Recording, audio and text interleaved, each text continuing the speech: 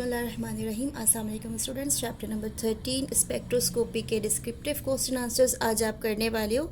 तो सबसे पहले जो फर्स्ट क्वेश्चन है ये देख लीजिए, पेज 283 पर ये लाइन से क्वेश्चन है। पहला क्वेश्चन आपसे कह रहा है कि what information about the structure of a molecule we can get from the mass spectroscopy, give the application of mass spectroscopy. यानी इस क्वेश्चन के दो पार्ट्स हैं।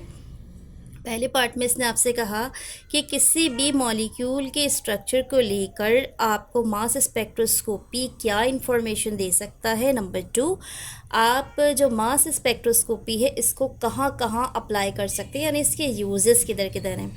तो आप सबसे पहले आ जाओ पेज नंबर 279 के ऊपर और यहाँ पे पहले क्वेश्चन मार्क करते हैं, उसके बाद इसको एक्सप्लेन करना स्टार्ट करेंगे। देखिए स्टूडेंट्स, पेज 279 के ऊपर सबसे पहले तो ये देखिए मास स्पेक्ट्रोमीट्री की हेडिंग डालने के बाद आपने यहाँ से लेके यहाँ तक मार्क कर लेना। ये जो रेड कलर से मैंने मार्क किया हुआ इसको एज इट इज़ मार्क कर लीजिएगा सबसे पहले, ठीक है।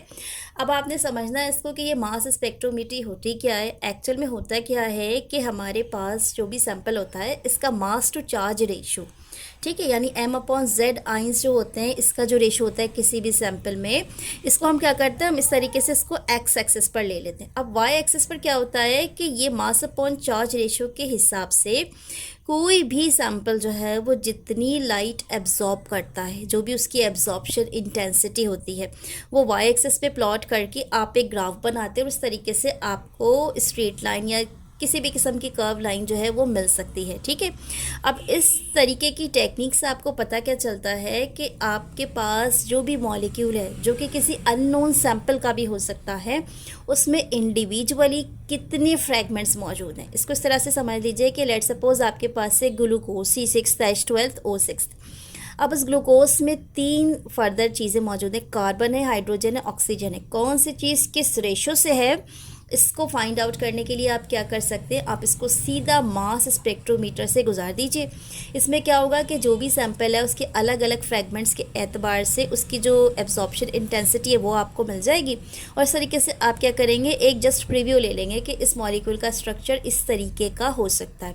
तो एक्चुअल में क्या होता है, मास स्पेक्ट्रोमीट्री आपको जो भी मॉलिक्यूल है उसके जो इंडिविजुअल फ्रैगमेंट्स हैं उसके बारे में एक इन्फॉर्मेशन दे देती है, ठीक है। ये तो हो गया क्या, इसकी डेफिनेशन। अब इस क्वेश्चन का जो नेक्स्ट पार्ट है इसमें इसने आपसे पूछा था कि आप इसको अप्लाई किधर कर सकते हैं, ठीक है। इसको मार्क करवाने से पहले मैं आपको बता देती हूँ, समझा देती हूँ पहले कि आप इसको आप इसको किस तरीके से समझ सकते हैं। पहली चीज़ तो ये कि आपके पास जो सभी सैंपल होता है, अगर आपको उसके इंडिविजुअल जो फ्रैगमेंट्स होते हैं किसी मॉलिक्यूल के, उसके बारे में एक छोटी सी इन्फॉर्मेशन मिल जाती है। उससे क्या होता है कि उसका जो स्ट्रक्चर है इसको एलोब्रेट करना आसान हो जाता है। यानी आपके पास एक गाइडलाइन आ जाती है कि इसमें कार्बन जो है वो हाइड्रोजन के मुकाबले में इतना गुना ज़्यादा है या इतना कम है, तो इन दोनों का रेशो इस तरीके से हो जाएगा। यानी जस्ट लाइक दैट कि जिस तरीके से पास्ट में लोग एम्पेरिकल फार्मूले से एक आइडिया लेते थे, तो अब के दौर में क्योंकि नई एडवांस टेक्निक्स हैं तो मास स्पेक्ट्रोमीट्री जो है वो आपको बिल्कुल एडवांस लेवल पे बता देता है कि ये परसेंटेज है इस वाले फ्रैगमेंट की, तो इसका रेशो ये हो सकता है। इससे क्या होता है, स्ट्रक्चर आपको पता चल जाता है, पहली चीज़। दूसरी बात क्या होती है, आपको पता है दुनिया में जितने भी मॉलिक्यूल्स अब तक डिस्कवर हो चुके होते हैं उनके स्टैंडर्ड सैंपल होते हैं, जिससे हमें पता चल जाता है कि इनकी एब्जॉर्प्शन इंटेंसिटी इस लेवल की होगी और इस तरीके से इनका स्ट्रक्चर है, ये इनका फॉर्मूला है।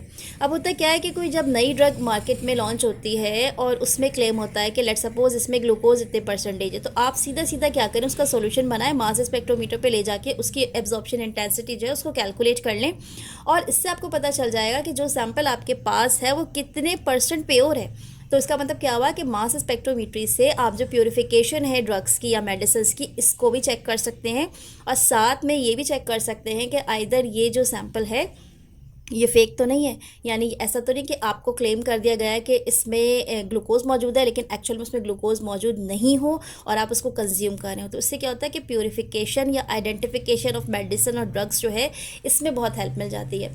अब ये सारी बातें आप लिखेंगे कहाँ से, बिल्कुल नेक्स्ट पेज टर्न कीजिएगा 280 और देखिए यहाँ पर मौजूद है। तो ये जो दोनों बातें अभी मैंने आपको सिखाई थी यही दोनों बातें आप लिखेंगे। एप्लीकेशन ऑफ मास स्पेक्ट्रोस्कोपी की आपने हेडिंग पुट करनी है और उसके बाद ये जो दोनों पॉइंट्स हैं ये एज इट इज़ जो है आपने लिख देना है, जिसमें पहले मैं आपको बताया कि आप क्या कर सकते हैं, m/z रेशो को इस्तेमाल करते हुए जो भी अननोन कंपाउंड है उसका एब्जॉर्प्शन मालूम कर सकते हैं। इससे आपको इसके स्ट्रक्चर को आइडेंटिफाई करने में और प्रिडिक्ट करने में आसानी हो सकती है। नंबर 2 क्या हो सकता है कि जो न्यू ड्रग्स होती हैं इनमें या फिर अगर कोई ओल्ड ड्रग है उसकी प्यूरिफिकेशन, आइडेंटिफिकेशन या उसकी इन्फॉर्मेशन के लिए भी आप इसको इस्तेमाल कर सकते हैं, ठीक है। तो पहले क्वेश्चन में क्या किया आपने, सबसे पहले मास स्पेक्ट्रोमीट्री की हेडिंग पुट करके फ्यू लाइंस लिख दी और उसके बाद आपने उसकी एप्लीकेशन की हेडिंग डालकर ये दोनों प्रॉपर एप्लीकेशंस जो है वो राइट डाउन कर दी। तो पहला क्वेश्चन जो डिस्क्रिप्टिव है वो यहाँ पे कंप्लीट हो जाता है, ठीक है। अब हम नेक्स्ट क्वेश्चन जो उसकी तरफ बढ़ेंगे। तो स्टूडेंट्स नेक्स्ट क्वेश्चन जो है ये, इसको पहले आपने थोड़ा सा समझना है कि इस सवाल के जो पार्ट्स हैं ये 3 पार्ट्स हैं।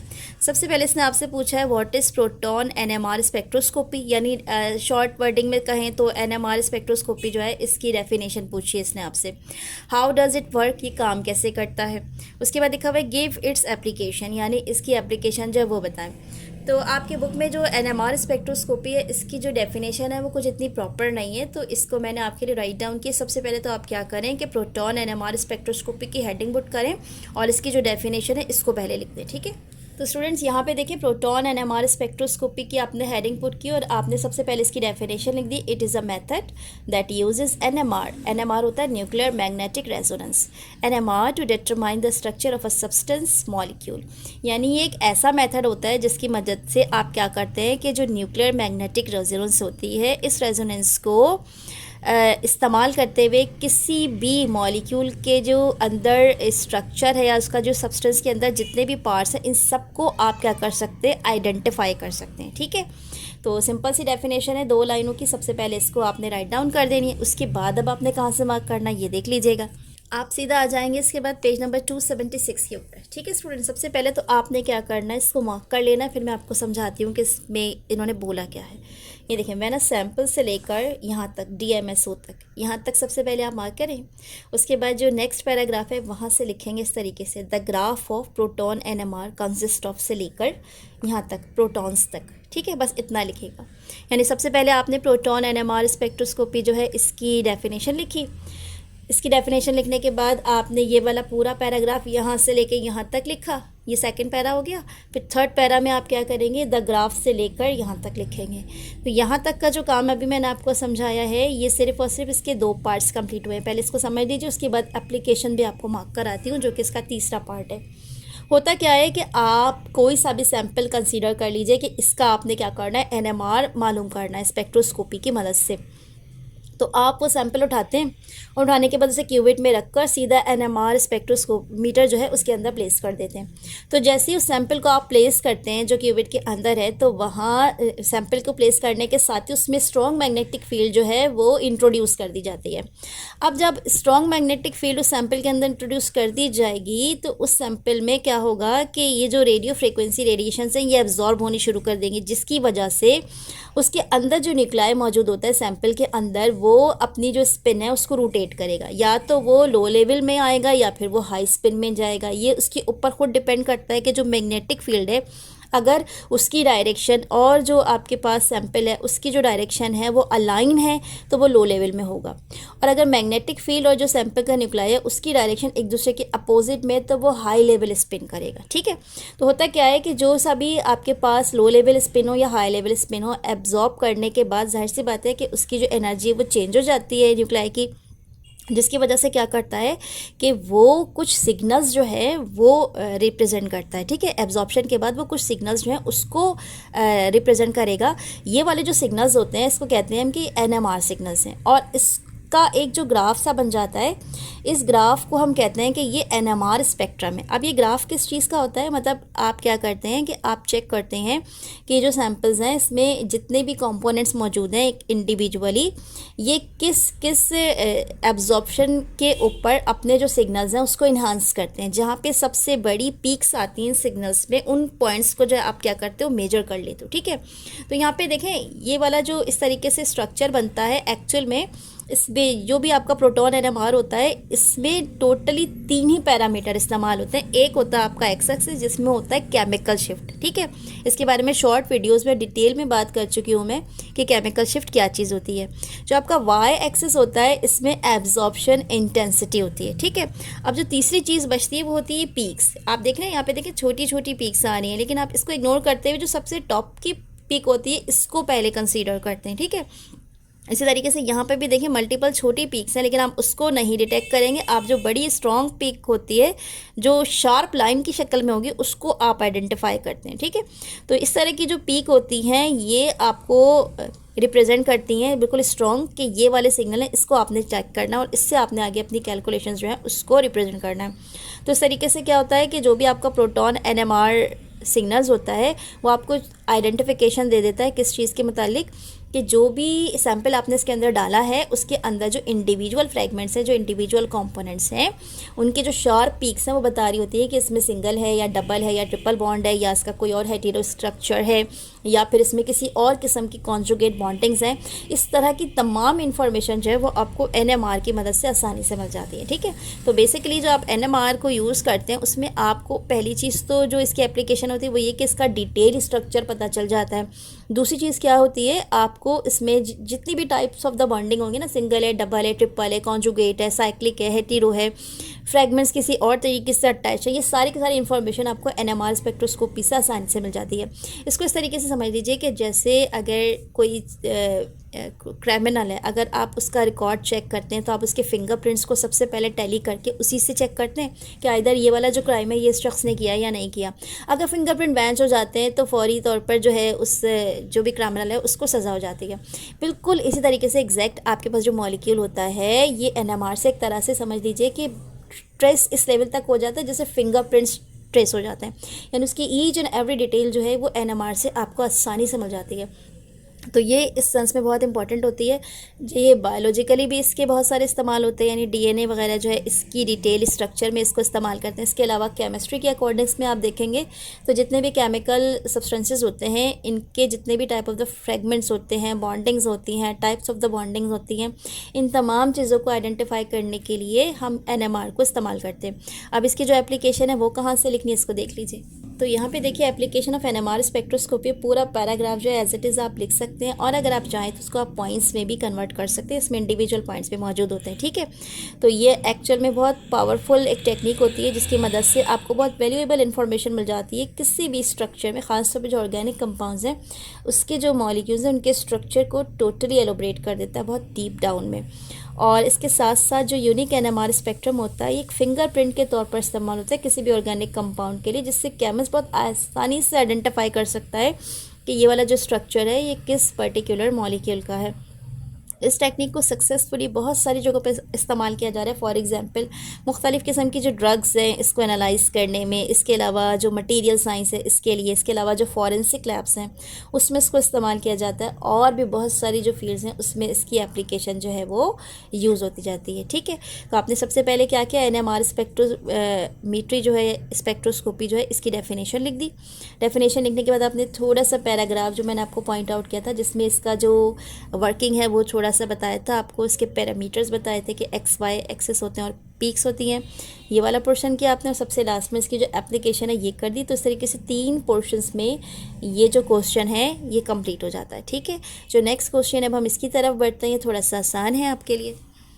अच्छा जी, अगला जो सवाल है आपसे ये पूछता है कि जो लैम्डा मैक्स है इस वाली डायग्राम में, इसको with the help of UV visible spectrum of ethanol आपने क्या करना है, एक्सप्लेन करना है, ठीक है। अच्छा, अब इससे रिलेटेड इत्तेफाक से बुक में कोई इन्फॉर्मेशन नहीं है। सबसे पहले तो मैं आपको समझा देती हूँ, फिर ब्रीफली जो मैंने राइट डाउन किया है उसको मैं आपको शो कर दूँगी, आप उसको as it is copy down कर लीजिएगा, ठीक है।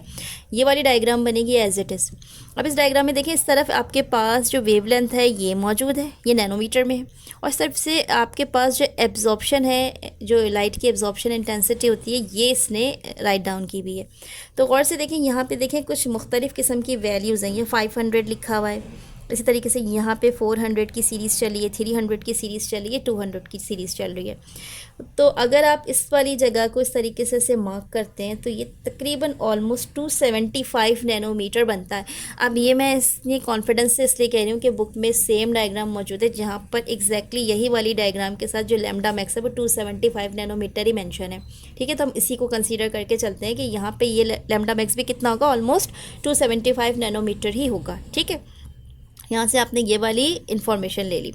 अच्छा, अब आप ये बताते हैं कि लैम्डा मैक्स होती क्या है। इसका मतलब होता है कि ये वो मैक्सिमम वेवलेंथ होती है जिसमें किसी भी सैंपल के जो फोटोन है ये अपनी स्ट्रॉन्गेस्ट एब्जॉर्प्शन करते हैं, यानी सबसे ज़्यादा एब्जॉर्प्शन की इस वाली वेवलेंथ पर, उसके बाद बाकी कोई भी एब्जॉर्प्शन जो है इससे ज़्यादा टॉप पर नहीं है। तो जो मैक्सिमम लाइट उसने एब्जॉर्ब की है फोटोन है वो क्या कहलाएगी, लैम्डा मैक्स। और लैम्डा मैक्स का मतलब होता है ये मैक्सिमम वेवलेंथ है, ठीक है। वेवलेंथ को ही लैम्डा में रिप्रेजेंट करते हैं। इस वाली जो चीज़ है, ये इस तरीके से जो स्ट्रक्चर बना हुआ है इसको लैम्डा कहते हैं, ये वेवलेंथ को बताता है आपको, ठीक है। तो अब आपने लिखना क्या है कि ये वो इथेनॉल के सैंपल में मैक्सिमम वेवलेंथ है 275 नैनोमीटर, जिसमें जो इथेनॉल है उसके जो फोटोन है ये मैक्सिमम एब्जॉर्प्शन करते हैं, ठीक है। अब प्रॉपर वर्डिंग क्या होगी इसको देख लीजिए। तो स्टूडेंट्स आप यहाँ आ जाएं और यहाँ पे देखें, इस तरीके से लिखें कि lambda max is the wavelength eight which a substance has its strongest photon absorption in the given sample of C2H5OH with the help of UV visible spectrum. Lambda max is observed at 275 nanometer. It means it is the particular wavelength at which ethanol absorbs maximum photon absorption. ठीक है, यानी ये वो maximum wavelength होती है जिसपे ethanol के जो फोटोन है ये मैक्सिमम एब्जॉर्प्शन करते हैं, ठीक है। ये पूरा एज इट इज़ आपने लिख देना है, और वो वाली जो डायग्राम बनी हुई है या तो बनी हुई आएगी, वरना फिर आप इसे खुद ड्रॉ कर लीजिएगा, ठीक है। इस तरीके से ये वाला जो क्वेश्चन है कंप्लीट हो जाएगा। कोई भी सैंपल जो है जिसकी वेवलेंथ के बारे में आपसे पूछा जा रहा है कि इसका लैम्डा मैक्स क्या होगा, ज़रूरी नहीं पेपर में ये इथेनॉल को ही लेकर आए, किसी और सैंपल के साथ भी बोला जा सकता है, मगर आपको कंटेंट यही बनाना है कि ये वो वेवलेंथ होती है जिसमें मैक्सिमम एब्जॉर्प्शन जो है फोटोन की पॉसिबल होती है। इससे ज़्यादा किसी और वेवलेंथ पर फोटोन जो है वो एनर्जी को एब्जॉर्ब नहीं करता, ठीक है। अब लास्ट क्वेश्चन की तरफ बढ़े हम। लास्ट क्वेश्चन जो ये बुक में भी सॉल्व है, इसका हम वहीं से करेंगे। ये कह रहे हैं कि एक ग्राफ है आपके पास, इसमें प्रोटॉन NMR है इथेनॉल का, तो आपने ये बताना है कि इसमें OH है, CH2 है, CH3, ये कहाँ कहाँ मौजूद है, ठीक है। इसमें आपको सिर्फ जस्ट देखें एक डायग्राम मिली, इस तरफ केमिकल शिफ्ट्स है, इस तरफ इसके जो है ना एब्जॉर्प्शन इंटेंसिटी होती है, और ये वो वेवलेंथ्स की पीक्स होती हैं जिस पर इसके जो ये कह लीजिए OH के, CH2 के और CH3 के जो सिंगलेट आएंगे या डबलेट आएंगे, ये वाले जो सिग्नल्स हैं ये आपको मिलेंगे, ठीक है। ये सीधा आ जाए आप पेज नंबर 276 पे, ये पूरा काम सॉल्व किया हुआ इधर पे जी। तो स्टूडेंट्स यहाँ पर आ जाएं आप, ये देखें ये रही वो डायग्राम जो ड्रॉ होगी यहाँ पे एज इट इज़, ठीक है। और अब आप लिखेंगे कहाँ से, यहाँ से लिखेंगे। Proton NMR spectrum of ethanol has 3 types of the proton. Number 1 है मीथाइल CH3 प्रोटॉन। अब इसके जो सिग्नल्स हैं ये 1.1 से लेके 1.3 ppm के बीच में आपको मिल रहे हैं एक ही शक्ल में, ठीक है। ये मीथाइल के हैं, सही है। उसके बाद नेक्स्ट है जो आपके पास ये है CH2 के सिग्नल, मिथिलीन प्रोटॉन्स के, ठीक है। अब ये कहाँ मिलेंगे आपको, 3.5 से 4 ppm के बीच में आप देखेंगे ये वाला सैंपल आपको मिलेगा C, ये किसका है, CH2 का। और लास्ट वन आपके पास बचा एक बिल्कुल ब्रॉड स्पीक के जैसा आपको एक सिग्नल मिल रहा है यहाँ पे, और ये किसका है, ये है आपके हाइड्रोक्सिल का, OH का, ठीक है। इसमें B लिखा हुआ है यहाँ पर। ये जो OH का सिग्नल है ये आपको बिल्कुल ब्रॉड मिलेगा, और ये तकरीबन 4 से 5 ppm के बीच में आपको मिलेगा अराउंड, ठीक है। तो जैसा कि हमने आपको बताया था कि जो NMR है ये स्ट्रक्चर को बहुत अच्छे तरीके से एलोबरेट कर देता है, आपको एक्सप्लेन सा कर देता है, आपको बता देता है कि डबल है, ट्रिपल बॉन्ड है या क्या स्ट्रक्चर है। तो इस तरह के जो सिग्नल्स हैं इस तरीके से इसमें जो हमें शार्प पीक्स मिलती हैं, ये पीक हमें क्लियर बता रही होती हैं कि इस इंटेंसिटी पर इतने ppm पर इस तरीके से एब्जॉर्प्शन रिकॉर्ड हुई है, तो ये स्ट्रक्चर ऐसा हो सकता है, ठीक है। तो इसके साथ ही स्टूडेंट्स आज की ये जो वीडियो है ये कंप्लीट हो गई। इसमें वैसे तो सिर्फ 4 ही क्वेश्चन थे, लेकिन ये क्वेश्चन ऐसे थे कि इनमें से हर एक को एक्सप्लेन करने में भी अच्छा खासा टाइम लग जाता है, ठीक है। थोड़ा सा डिफरेंट है स्पेक्ट्रोस्कोपी इस सेंस में कि देखिए ये पहले ना एडवांस क्लासेस में आता था, मतलब एटलीस्ट ये स्टार्ट होता था BSc से, और जब आप अगर केमिस्ट्री में MSc करने का इरादा रखते तो यहाँ पे तो एक पूरा सब्जेक्ट NMR है ही अलग, जिसका पूरा एक कोर्स होता है, ठीक है। उसको करना होता है आपने, उसमें सारी उसकी डिटेल्स होती हैं, उसी की सारी इन्फॉर्मेशन होती है। लेकिन क्योंकि यहाँ पे आपको बस एक बेसिक गाइडलाइन प्रोवाइड की जा रही होती है कि ये NMR स्पेक्ट्रोस्कोपी क्या होती है या मास स्पेक्ट्रोस्कोपी क्या होती है, इतना ज़्यादा आपको पता नहीं होता। जब आप BSc के लेवल्स पे जाएंगे तो थोड़े से प्रैक्टिकल्स भी करेंगे जो कि मास स्पेक्ट्रोस्कोपी से रिलेटेड है, फिर थोड़ा सा आपको समझ में आएगा कि ये सारी चीज़ें क्या होती हैं, ठीक है। इन शॉर्ट इसको इस तरीके से समझ लिया करें कि बस हम जस्ट सैम्पल बनाते हैं, उसको किसी ऐसे सॉल्वेंट में डिज़ोल्व करते हैं जिसमें वो आसानी से हल हो जाए। उसके बाद उसको क्यूबर्ट्स में डालते हैं, उन पर्टिकुलर इंस्ट्रूमेंट्स में उसको प्लेस करते हैं, वेव लेंथ को सेट करते हैं और उसके बाद थोड़ा सा टाइम देते हैं और उसके बाद ही हमारे पास जो है इस तरीके से ग्राफ्स जो है वो बनना शुरू हो जाते हैं। हमें बस कुछ रीडिंग्स आती हैं, उसको हम प्लॉट करते हैं वर्सेस एक दूसरे के, जैसे कि फॉर एग्जांपल अगर हमने एक्स एक्सिस पे जो चीज़ प्लॉट की है वो अगर केमिकल शिफ्ट है तो वाई एक्सिस पे आपने एब्जॉर्प्शन जो है इसको प्लॉट किया और इस तरीके से जो कर्व्स आता है उससे आपको आइडेंटिफिकेशन होती है। अब जो ज़माना है ये बहुत ज़्यादा एडवांस है, अभी आपको ग्राफ प्लॉट करने की भी ज़रूरत नहीं है, ऑटोमेटिक जो आपके पास रिकॉर्डर होता है उसमें साथ साथ प्रिंटर भी लगा होता है, ग्राफ खुद ब खुद निकल जाता है, ठीक है। लेकिन जब हमने स्टडी किया था तो उस ज़माने में हमें खुद ग्राफ जो है उसको प्लॉट करना पड़ता था, सैम्पल को प्लेस कर करके वर्सेस एक ग्राफ पेपर में हम क्या करते थे, रीडिंग्स लेते थे और फिर हम इसको स्ट्रक्चर जो है उसको एक्सप्लेन करते थे, ठीक है। अब खैर नया ज़माना और नई टेक्निक से आप भी जब इसको यूनिवर्सिटी के लेवल पर करेंगे तो आपको भी इसी तरीके से प्रिंटर में ही प्रिंट आउट मिल जाएगा इसका और इतनी ज़्यादा आपको जो है ख्वारी उठानी नहीं पड़ेगी। इसके साथ ही अल्हम्दुलिल्लाह स्टूडेंट्स आज जो है ये चैप्टर 13 भी पूरा कंप्लीट हो गया। सारी वीडियोस मैंने बना ली हैं, इस पूरे क्लास 12 के जितने भी शॉर्ट क्वेश्चन लॉन्ग क्वेश्चंस हैं, इसके जितने भी आप के सेल्फ असेसमेंट है वो ऑलमोस्ट मैंने सारे के सारे कर दिए। इसके बावजूद कोई टॉपिक अगर आप समझना चाहते हैं तो आप प्लीज़ उसके लिए कमेंट सेक्शन में मेंशन कर दीजिएगा ताकि उस पर कोई डिटेल वीडियो बनाई जा सके।